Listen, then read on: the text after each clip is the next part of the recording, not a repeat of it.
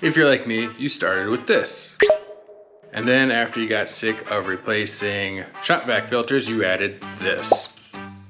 And then magically it just kind of turned into that.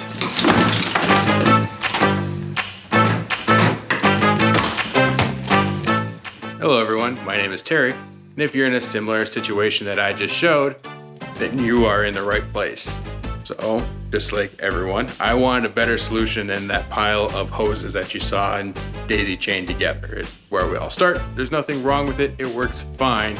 It's just cumbersome. So one day when I was trying to design a cart system in Shaper, I think I came up with a better idea. The first step of this idea though, is take these tools off the wall. Let's dive into it.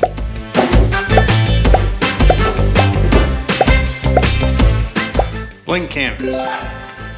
What if we wall mount everything and just use a bigger garbage can?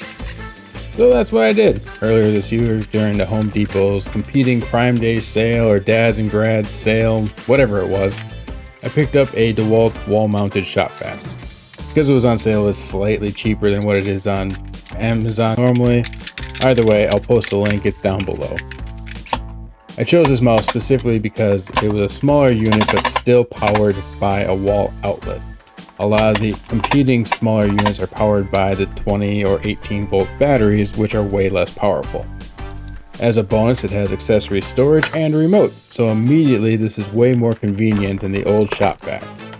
Now let's finish mounting this to the wall. Don't worry, I'll go over all the costs at the end if you want to build your own. Now that the new shop vac is mounted on the wall and everything's put together, it's all nice and clean, it's never going to be this clean again, we have to go and open up our new Oneida Dust Deputy Cyclone and attach it to this giant bin here. Let's hope this works out. I picked up the tried and true Oneida Dust Deputy kit off of Amazon. Now I have to attach it to the trash can and cut a hole out for it. This is my only question in this R&D process here, is if I'm going to have to seal this lid afterwards, but that's next step's problem. We'll deal with it when we get there. I'm attaching the Cyclone to the lid with the included bolt, washer, and nuts to complete this step.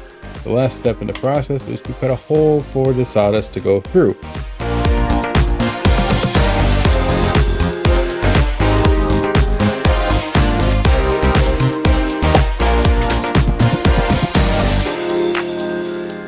I grabbed a flush trim bit and threw it in my trim router. Luckily, this bit was barely long enough to reach over the bolt, but it worked, and the inside of the Cyclone doubles as a nice router template.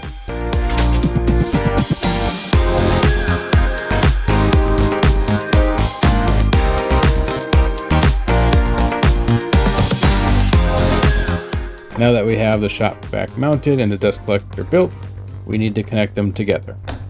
Let's see if my off-camera math checks out. For this solution, I picked up PVC pipe. This shop vac isn't moving, so there's zero reason to use flex piping here.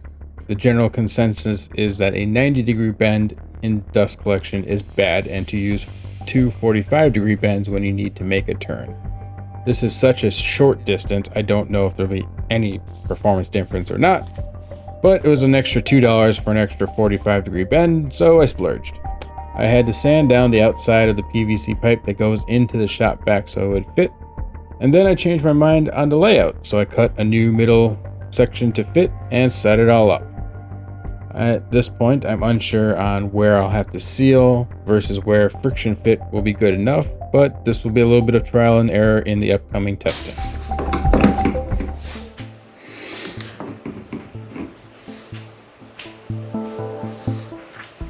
That might be a problem.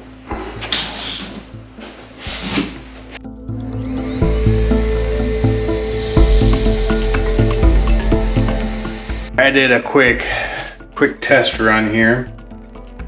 Good news is it works. Bad news is we got a couple of things to sort out. One, when this gets pressurized and sucks down, the top sinks down, so this disconnects. I will have to seal this part here to make sure it stays together, which is fine. I was just wondering if I could get away with friction fit. Two, with the hose that I have, this just kind of loosely sits here, so I'm not sure exactly how to solve that one right now. because this is hard plastic. And then lastly, which I suspected this, we'll have to get some window film or something to tightly seal the trash can. So I'm gonna go to Home Depot, see what I can find. Okay, first and foremost, I'm just an idiot. I've been using this adapter for so long that I forgot it was an adapter. So it pops right out. Slides right in. So one problem already solved. Problem number 2, this guy, friction fit not working. I'm gonna borrow a tip from J-Cat's Moses to seal with silicone so it's removable if needed.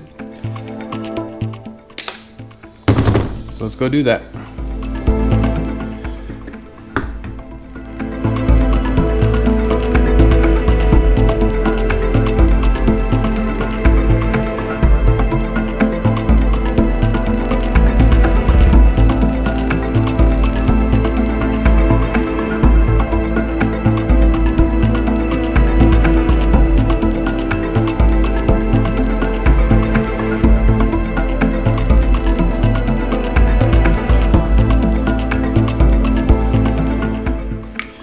And now while that dries, gotta go to Depot and only buy one thing.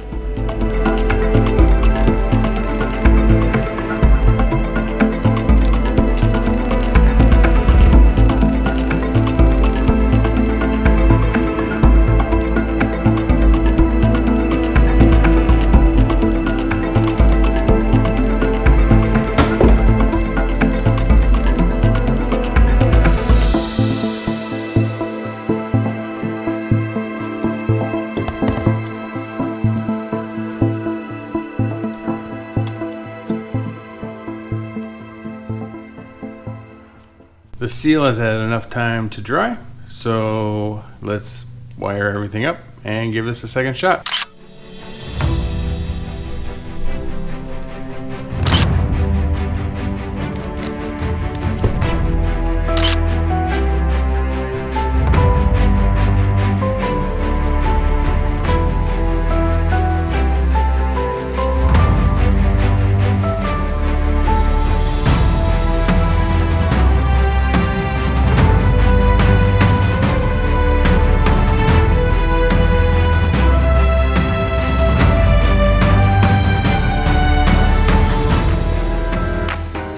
Quick testing update here.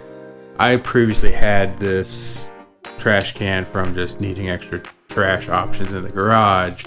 If you're going to build this from scratch, watching this video, I would recommend getting a circular one with a rigid top.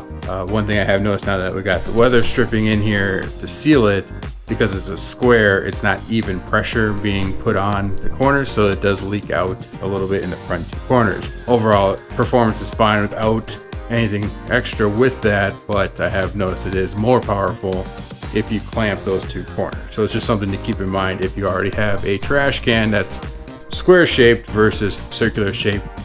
If it's square or rectangular, just not circular, you're not going to get even pressure from the shop vac through a cyclone on it, versus if it's circular, you can have even pressure, and then you may not need clamps if you need the extra power. Let's get back to more of the dust collection beauty shots, if that's a thing.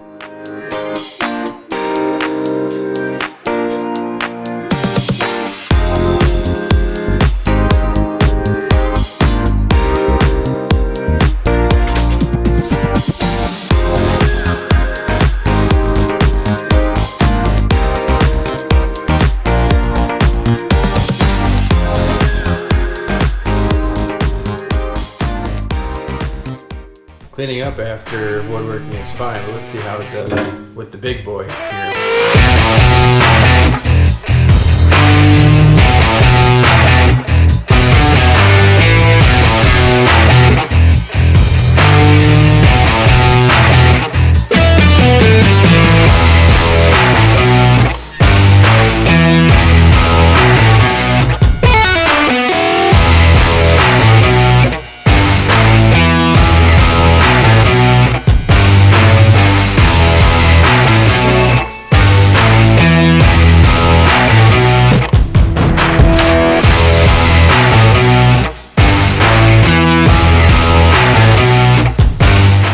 how much does this solution cost to build?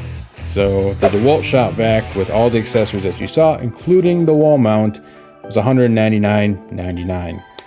The Oneida Dust Deputy is $39.95. A 50-gallon trash can is roughly $50 at your local home center. Yes, you can get them on Amazon, but don't. Giant trash cans like this suck to ship and they charge you for it. So the $50 trash can at Home Depot will cost you $150 on Amazon. I got mine from Menards a couple of years ago for about $50. At the end, I bought a bunch of PVC pipe, but for what I actually used on this project, it was only about $10 worth. And then the other two items that you saw in this video that are more specific to me, but if you use DeWalt tools, these will be useful for you. This hose kit in here does include a bunch of adapters with it for different brands tools, and the kit itself is $43.84. And then once the rubber adapter for the DeWalt wore out, because I've had it for a number of years, I replaced it with the official DeWalt adapter for dust collection, which was another $9.86. If you compare this solution to a DIY cart design, the price difference in the shop vac and a trash can is roughly the same price as buying a sheet of plywood and casters for that build. So in the end, you really just need to decide, do you want a mobile cart that can move around your garage or shop, or do you want everything off the ground and wall mounted?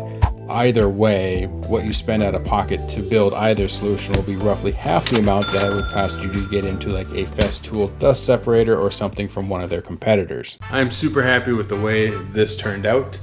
This gets the shop vac off the floor. I'm not tripping over hoses anymore. I'm not knocking over the dust collector bin if I pull the hose in the wrong direction. This is a 20 times better solution than what I had previously, even though it's essentially the same thing, just in a different form factor. If you want to build your own, maybe buy a circular bin, and unlike me, so you don't have to worry about uneven pressure. Links to all of that stuff are down below. If you think I earned it, please give this video a thumbs up, share it with a friend, consider subscribing. Once again, my name is Terry, this is my lab, and until next time, bye now.